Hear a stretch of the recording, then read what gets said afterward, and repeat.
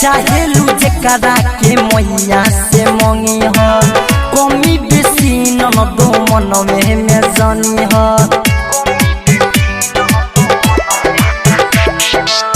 चाहेलू जेकरा के मैया से मंगी ह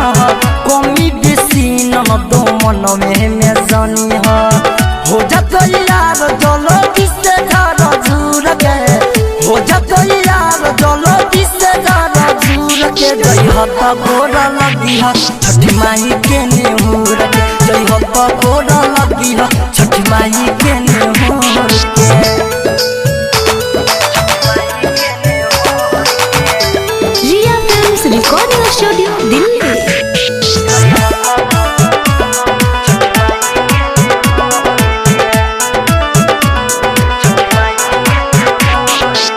पूरा होई मन के मुराद हो अकुरी चढ़ै हो परसाद हो पूरा होई मन के मुराद हो अकुरी चढ़ै हो परसाद हो कहतनी बतिया हो तोहरा से दूर के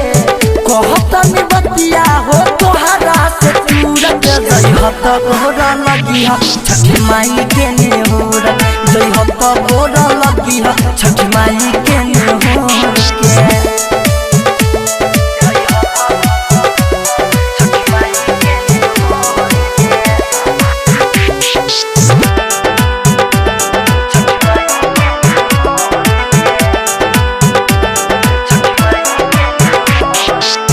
अंकित केला के तू चाहेलू जानतानी हम तू न जानेलू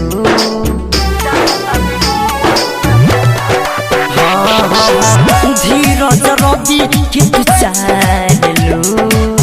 जानतानी हम न तू जानेलू राइटर मिथलेश ओरी तो की हो ना मूर के राइटर विजय ओरी तो की हो ना मूर के जई हत गोरा लगी ह छठी माई के नेहुर जई हत गोरा लगी ह छठी माई के नेहुर के चाहेलू जेकरा के मैया से मंगी ह कमी बेसी न दो मन में जानी ह हो जात यार जलो किसे घर झूर के हो जात यार जलो किसे घर झूर के जई हत गोरा लगी ह छठी माई के नेहुर के जई हत गोरा लगी ह छठी माई के